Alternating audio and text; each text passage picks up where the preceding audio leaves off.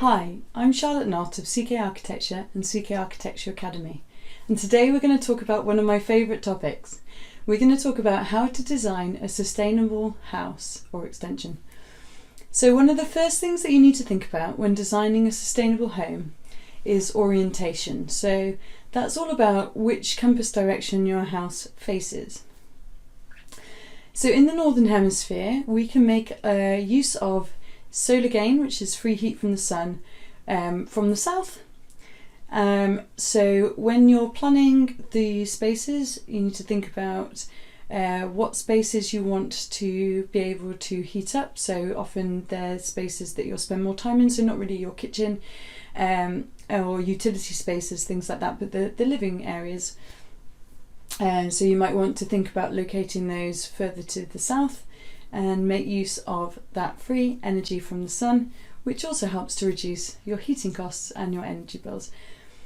So another thing to think about with orientation though is you might have masses of glass on a south-facing elevation, which is great for getting heat from the sun, but you don't always want that. You know, it's great in the winter when it's cold and you can heat up your house for free by using the sun, but in the summer you don't need that. So here's a little bit about the best way to stop that. So the way that the sun's rays come in through the glass allows them to pass through the glass very easily, but once they're inside they get absorbed by all your furniture and things like that, and then heat is radiated from those surfaces, and in that form then it can't pass back through the glass.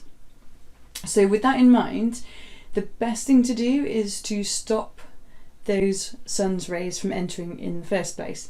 And there are a few different ways you can do this. So you can have a look into the specification of the glass, because there are various different types of glass that can be used to help minimise unwanted heat gain from the sun. But these options might be more expensive than some of the other ones that are available to you. So another thing that you can do is you can create overhangs. So you might have a balcony or a first floor that overhangs a ground floor window, and you can calculate the angles of the sun at the summer solstice, and so therefore you can work out how far of an overhang you need to prevent the sun and the heat build up from the sun at the worst times of the year. Another option though is to have external louvers or blinds fitted, which again, you can work out the angles that are needed to prevent unwanted heat build up, and you can have them movable so that you can let the sun in when you want it in the winter.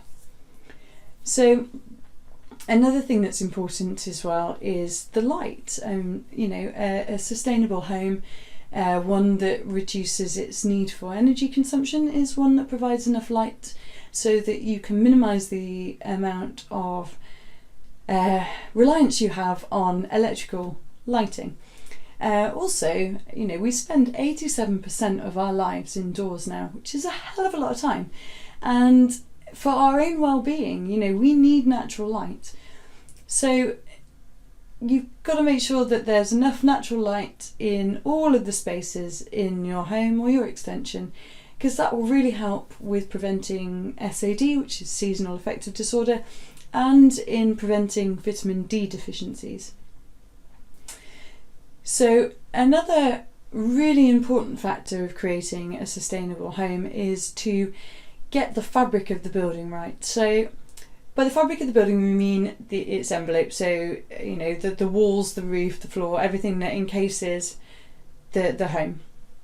And here in the Northern Hemisphere we would use high levels of insulation to prevent too much heat escaping, and with that as well we also include limiting the amount of thermal bridges. So a thermal bridge is an area where the insulation is not as thick as other areas, or it might even pretty much be non-existent, and those areas can cause heat transfer and drafts. So we want to limit that. We want to get a nice coating of insulation all the way around, and we also want to build a fairly airtight structure to prevent drafts as well and heat escaping that way. And when you do that though, you you need to then think about providing fresh air, because you're limiting the amount of times that fresh air can get into the building through the fabric. So in this country we use a lot of MVHR systems, which is mechanical ventilation with heat recovery. So it will take waste heat from warm areas, so kitchens and bathrooms, and it will use that then to help heat other areas of the house. They also filter the air from outside, so you get clean, fresh air, free from allergens, which is great for people with things like hay fever. And it's good for helping to keep your building in your internal environment comfortable and fresh and, you know, desirable, nice. So another really important factor of creating sustainable buildings is to use local and natural materials. There are many benefits to natural materials. You know, some of them are renewable, but apart from that as well, you know, they don't off-gas toxins in the same way that a lot of man-made products do, which can make us unwell. So natural materials are healthier for the environment. They often don't use so much fossil fuels in their production, but making sure that your materials come from a local source and that they're not just provided by a local company, but they're manufactured and they're processed locally as well.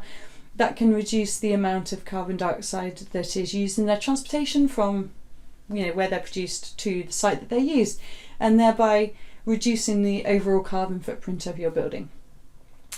And a really good way to make sure that your building is sustainable is to design it to Passive House standards, because these really utilise all those sorts of things that I was talking about.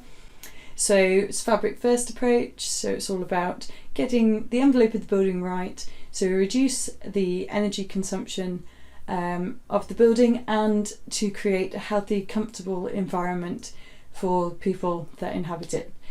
So if you'd like any more information on this, then we've got a free PDF download on our website that you can go to www.ckarchitecture.co.uk/academy-about, and you can get that free download with more information about this on there. And if you have any questions or anything like that, then drop us a line. The email address will be found on the website, but if you want to contact me directly, it's charlotte@ckarchitecture.co.uk.